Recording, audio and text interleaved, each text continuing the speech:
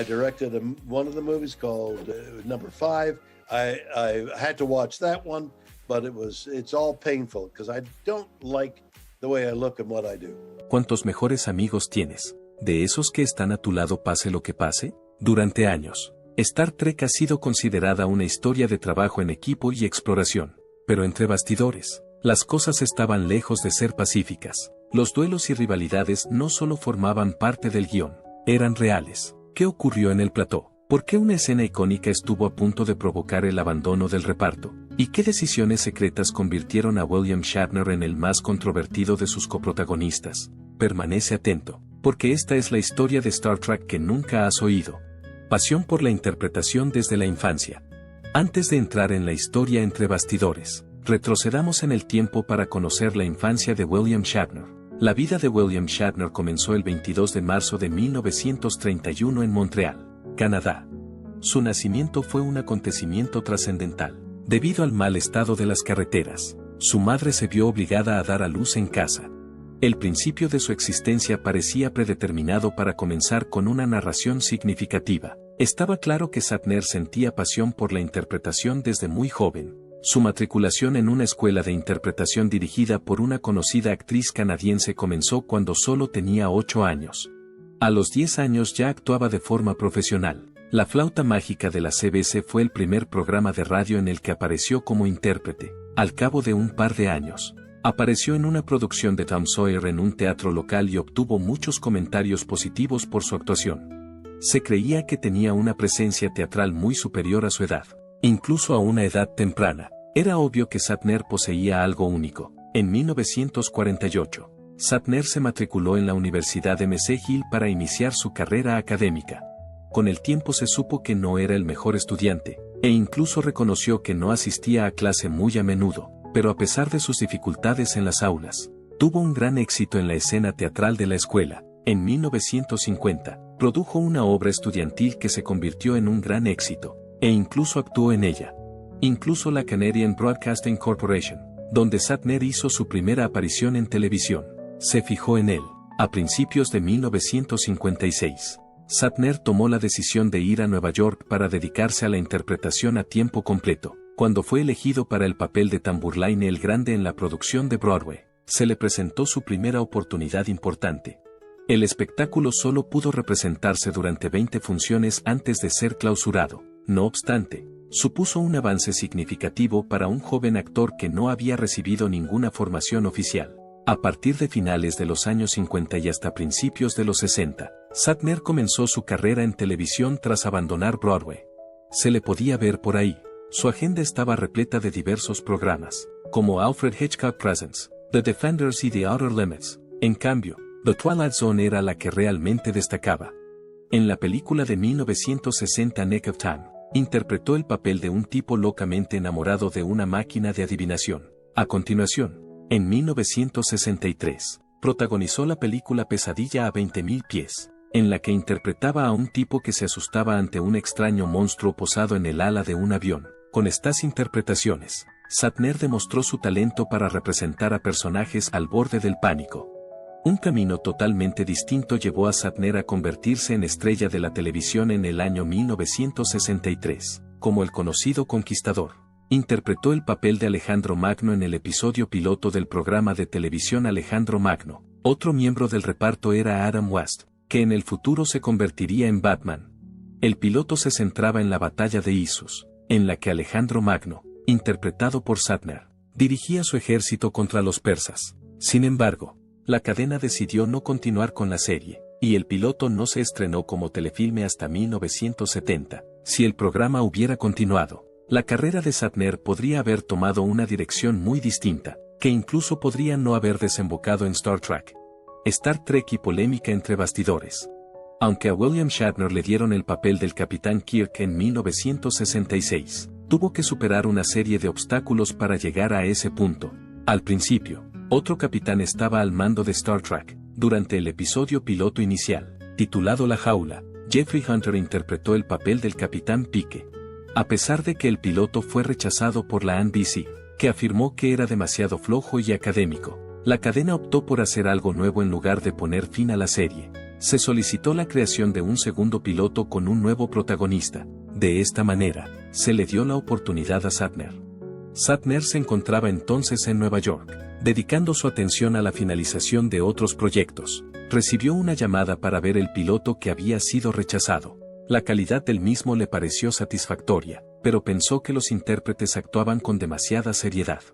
Poco después, Hunter tomó la decisión de no volver. Oficialmente, se debió a que deseaba concentrarse en el cine. Shatner, sin embargo, hizo una referencia velada a la posibilidad de que hubiera algo más en la historia. Independientemente de los hechos, el puesto de capitán estaba vacío en ese momento, y Shatner intervino para ocuparlo inmediatamente, y Shatner era muy consciente de que necesitaba hacer que el capitán Kirk destacara.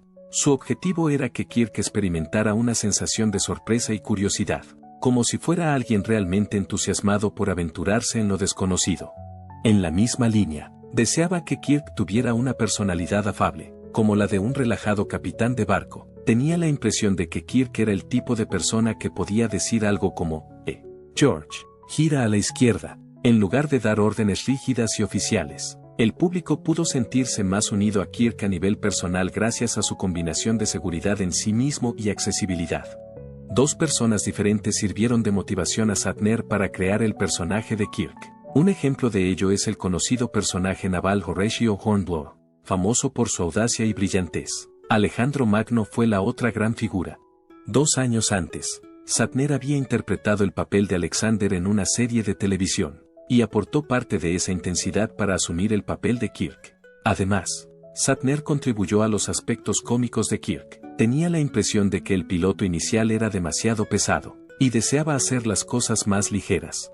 Gracias a esta comedia, Kirk adquirió mayor profundidad, pero era más que un simple capitán comprometido. Además de ser capaz de hacer reír a su equipo y conectar con ellos a nivel humano, también era un tipo divertido.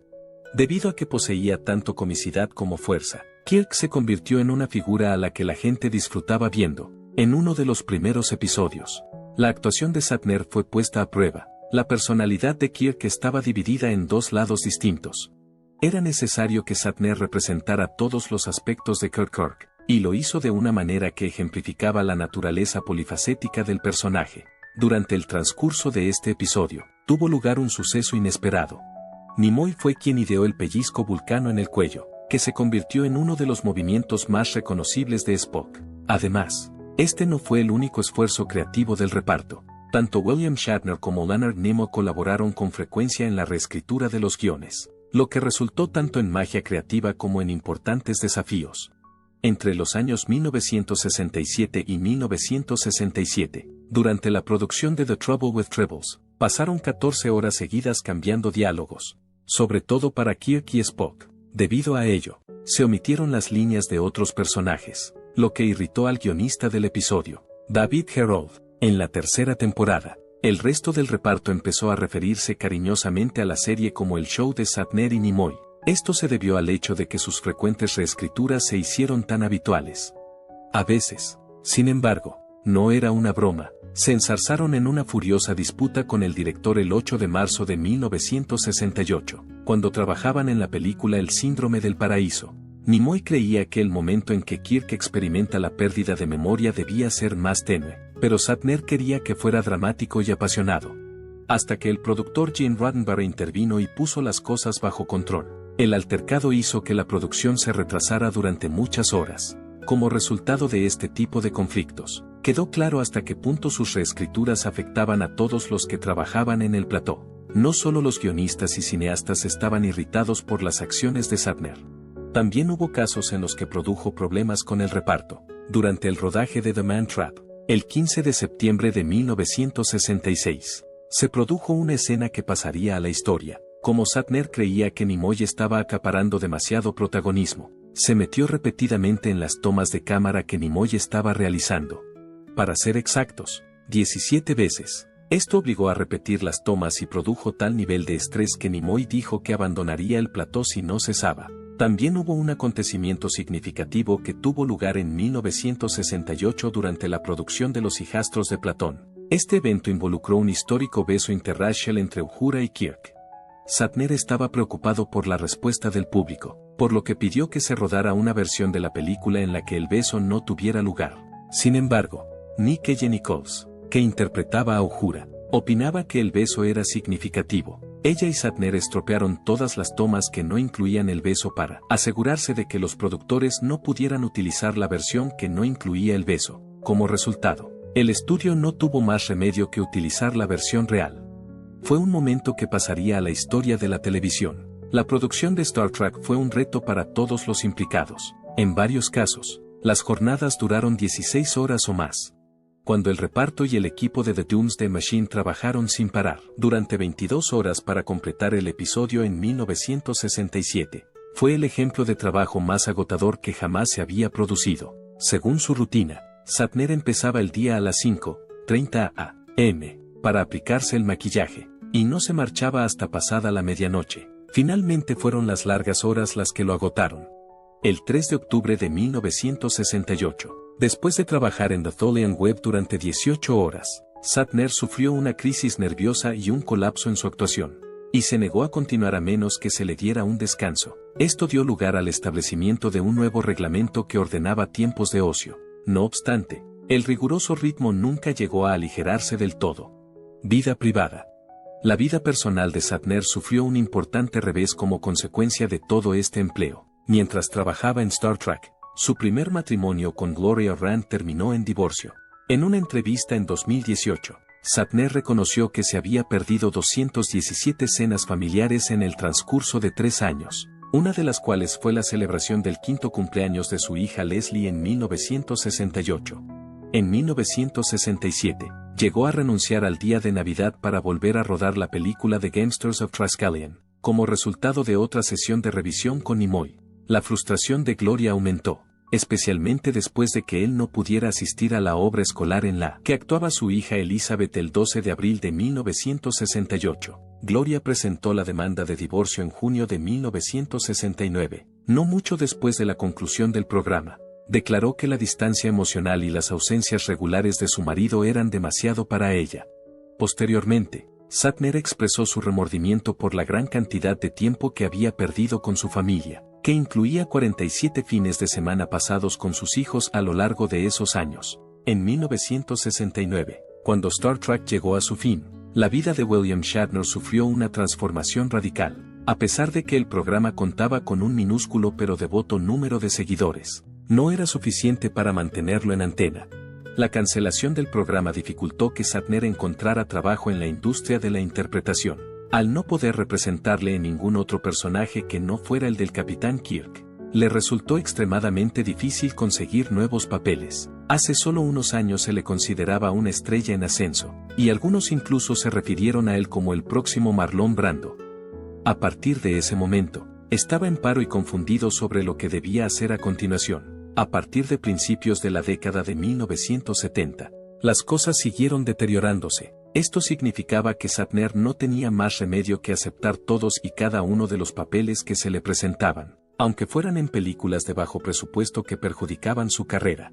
Big Bad Mama, The Devil's Reign y Kingdom of the Spiders son solo algunas de las películas en las que apareció, pero no eran el tipo de iniciativas que quería emprender. El hecho de que la gente empezara a verle solo como un actor de ciencia ficción y terror hizo que le resultara mucho más difícil salir del encasillamiento que le había acompañado desde la aparición de Star Trek.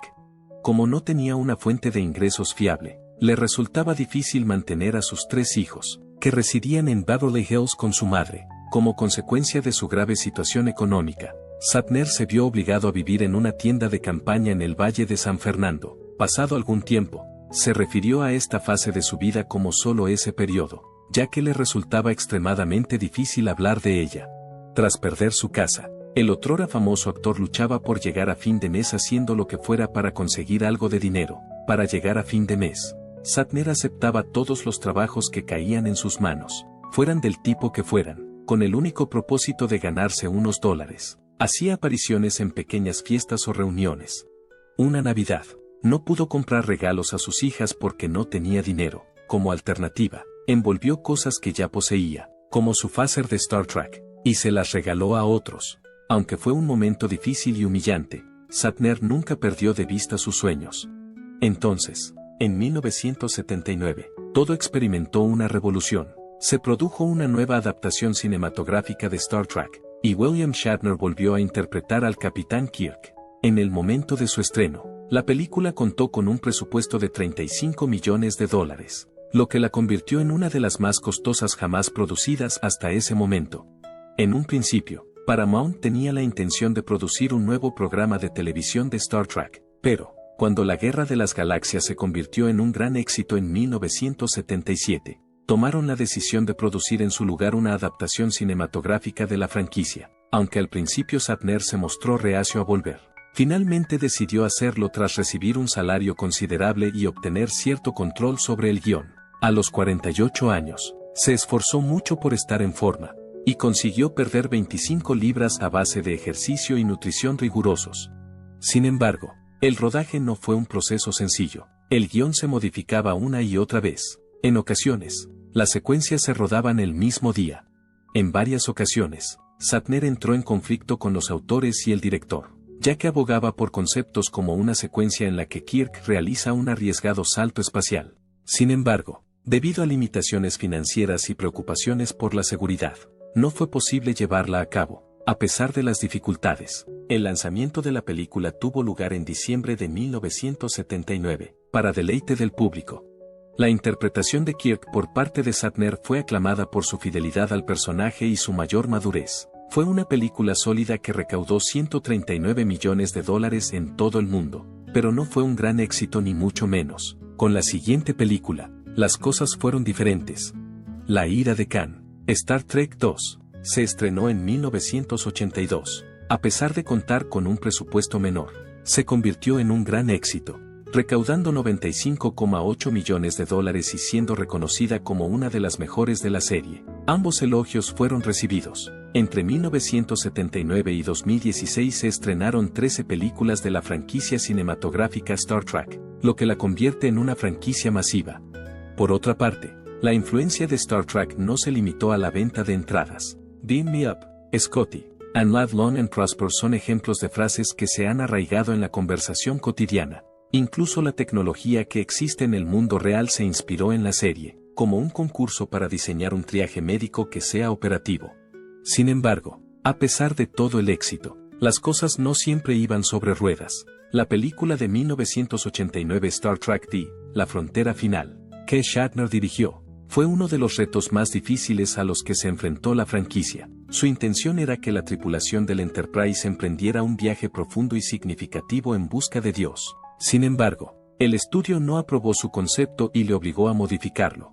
Varios años después, Shatner declaró que no estaba preparado para asumir una empresa tan importante. Fracasé, me dijo. Durante décadas, le atormentó el recuerdo de aquel fracaso. Los problemas con la película comenzaron en una etapa temprana. Shatner había imaginado una conclusión espectacular en la que enormes criaturas de roca emergerían de una montaña, pero la ejecución de tales criaturas habría sido demasiado cara. Fue difícil hacer 10 trajes para los monstruos debido a las limitaciones presupuestarias, ya que cada traje para las criaturas costaba $250,000. A pesar de que Shatner tuvo que contratar a un equipo más reducido para los efectos, el trabajo que realizaron no estuvo a la altura de lo que los fans esperaban de una película de Star Trek. La producción de la película fue especialmente difícil debido a los conflictos que existían entre el reparto. Posteriormente, George Takei declaró que Shatner experimentó sentimientos de inseguridad debido a la cantidad de atención que recibía el personaje de Leonard Nimoy, Spock. Como resultado de estos conflictos, a Shatner le resultó más difícil mantener el equilibrio entre sus papeles de director y estrella de la película. Hizo un esfuerzo por dar a otros personajes sus momentos, como el baile en abanico de Uhura y la secuencia de la huida de Scotty, pero tales momentos no fueron suficientes para redimir la película.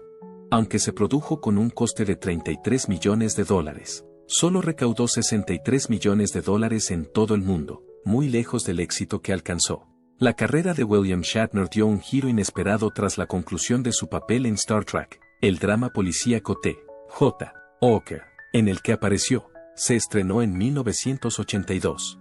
Esto supuso un cambio significativo para él, ya que fue elegido para el papel de Thomas Jefferson Hooker, un sargento de policía rudo y resuelto. Al principio, Shatner ni siquiera estaba interesado en hacer el papel. Rick Husky, el creador del programa, no renunció a él a pesar de que lo había rechazado 3 veces. Tras reescribir el guión del piloto para hacerlo más adecuado a Shatner, tuvo éxito. Después de algún tiempo, Shatner dio su aprobación, y el programa pasó a convertirse en un gran éxito, con hasta 20 millones de espectadores cada semana. Fue el inquebrantable compromiso de Shatner con el programa lo que contribuyó a su popularidad. Insistía en realizar sus propias acrobacias, incluso las que eran potencialmente peligrosas. El coste de esta dedicación a la autenticidad no era algo que se tomara a la ligera. Tuvo muchas lesiones a lo largo de su vida. Además, Heather Locklear, que se incorporó al reparto durante la segunda temporada, fue presentada al público. El público se sintió atraído por ella debido a la conexión que compartió con Shatner en el cine. Cuando la carrera de Locklear empezó a despegar, Shatner se convirtió en su mentor, ayudándola a gestionar la celebridad que estaba experimentando. Además de su popularidad en televisión, T.J. Oker se convirtió en un fenómeno cultural. Se pusieron a la venta figuras de acción, un juego de mesa e incluso un cómic basados en la serie. En reconocimiento del carácter persuasivo de la representación que Shatner hace de las fuerzas del orden, la Academia de la FBI de Virginia le cursó una invitación para pronunciar un discurso. El posterior trabajo que realizó en Boston Legal se inspiró incluso en este acontecimiento. El año 1997 marcó el inicio de la transición de Shatner a una carrera totalmente nueva como imagen de Priceline.com. Al principio, se trataba de un acuerdo de 6 semanas en el que desempeñaba el papel de negociador, una figura conocida por forjar tratos. Su asociación con Priceline duró 22 años, durante los cuales los anuncios ganaron una enorme popularidad. En un momento dado, Shatner tomó la decisión de recibir el pago en forma de acciones en lugar de en efectivo. Al parecer, sus acciones valían $600 millones en el momento en que las acciones de Priceline experimentaban una subida meteórica. No hay pruebas de que Shatner los vendiera realmente, pero el hecho de que lo hiciera contribuyó al mito de que es un astuto hombre de negocios. Por su carácter cómico e ingenioso, los anuncios de Priceline se hicieron bastante populares. Cuando el personaje de Shatner falleció en un anuncio que se emitió en 2012, la gente se quedó atónita. En realidad, el concepto surgió de un sueño que tuvo Shatner, que tuvo la amabilidad de compartir con la organización. Shatner ha grabado más de 100 anuncios para Priceline a lo largo de su carrera. Uno de los más memorables de estos anuncios se publicó en 2019, y en él aparecía negociando gangas en un mundo extraterrestre, una referencia a su herencia de Star Trek. Uno de los regresos más significativos de la historia de la televisión fue la interpretación de Shatner como Danny Crane en la serie Boston Legal, que se emitió entre 2004 y 2008. Al principio, Shatner dudó en aceptar el papel porque creía que sería demasiado trabajo para él a su edad, aunque en aquel momento tenía 73 años. David E. Kelley, creador del programa, consiguió convencerle asegurándole que el personaje estaría hecho a su medida, conocido por su excéntrica conducta y su eslogan. Danny Crane era una figura más grande que la vida, famosa por su estrafalario comportamiento. Un número significativo de las escenas más hilarantes protagonizadas por el personaje fueron improvisadas por Shatner, y los autores incluso hicieron un hueco en el guión para estos momentos Shatner. La camaradería que existía entre Danny Crane y Alan Shore, interpretado por James Spader, era un componente esencial del éxito del programa. Las charlas nocturnas que mantenían en el balcón se convirtieron en una característica definitoria del programa. Esto se debe a que estas secuencias se rodaron con frecuencia a altas horas de la noche, lo que les confiere una cualidad onírica y personal. Shatner se convirtió en el actor de más edad en recibir un premio Emmy por un papel dramático gracias a su interpretación, que le valió 2 premios Emmy. No era el final de la trayectoria artística de Shatner en ese momento. En 1968, publicó el peculiar álbum hablado titulado The Transformed Man, que desde entonces ha cosechado seguidores de culto. Este disco marcó el inicio de su carrera como músico. Sin embargo, en 2004, llamó la atención de la crítica con Has Been, un álbum producido por Ben Folds y que mostraba una auténtica profundidad artística. A los 74 años, Shatner llegó a tocar en directo la canción Common People en el Festival de Glastonbury.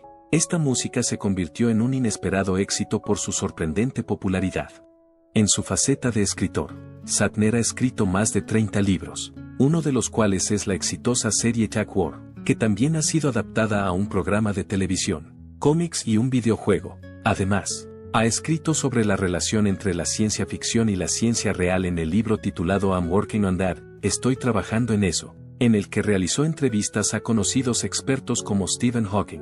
En 2016 se publicó Leonard, unas conmovedoras memorias escritas por Shatner sobre su amistad con Leonard Nimoy.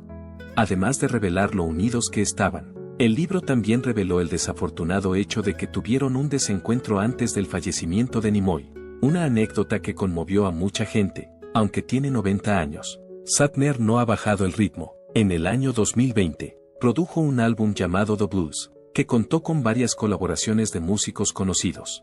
Además, en su libro titulado Boldly Go, Reflections on a Life of Awe and Wonder, publicado en 2022, reflexionaba sobre su vida y su profesión. El hecho de que Shatner siga aventurándose en territorios inexplorados, tanto dentro como fuera de la pantalla, queda demostrado por el hecho de que el libro contenía relatos de su viaje al espacio con Blue Origin en 2019. La vida amorosa de William Shatner ha sido tan dramática como los personajes que ha interpretado en el pasado. La vida amorosa.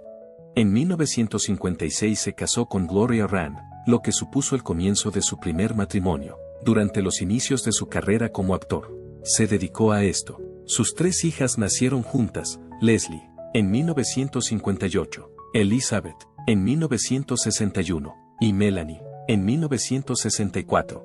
Sin embargo, debido a que Shatner se hizo famoso a finales de los años 60 a raíz de Star Trek, su relación empezó a deteriorarse. Posteriormente declaró que estaba tan preocupado por su trabajo para mantener a su familia que no experimentó ninguna alegría en su matrimonio. El mismo año en que Star Trek llegó a su fin, 1969, se divorciaron.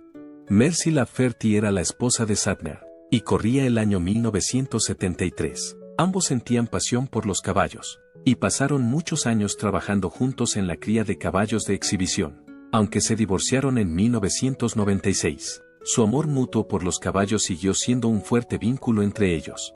De hecho, Shatner tuvo que consentir en enviar a Mercy semen fresco y refrigerado de sus caballos de premio tras la conclusión de su divorcio. El hecho de que los caballos desempeñaran un papel tan importante en sus vidas queda demostrado por este peculiar pero acertado aspecto de su relato.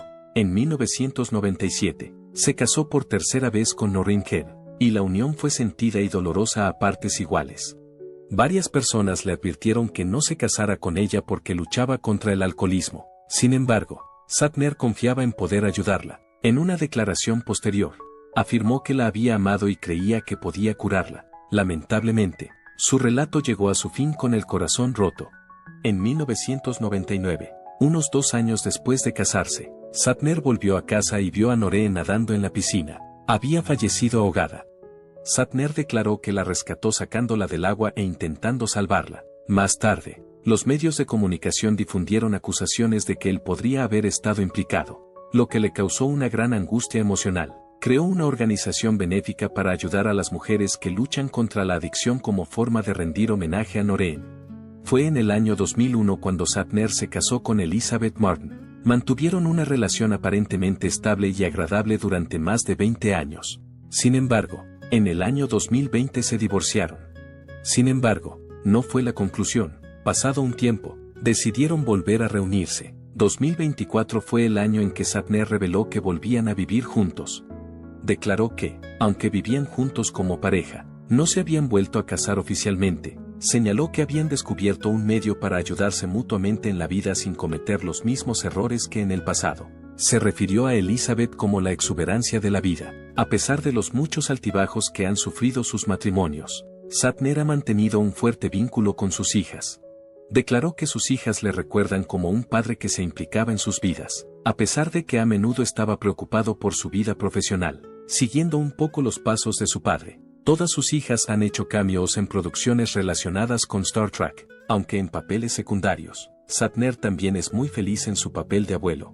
Como ahora tiene la oportunidad de pasar tiempo con sus nietos, puede compartir historias y crear recuerdos con ellos. Considera que esta es una de las mayores alegrías de su vida. La historia de la vida de Shatner es una historia de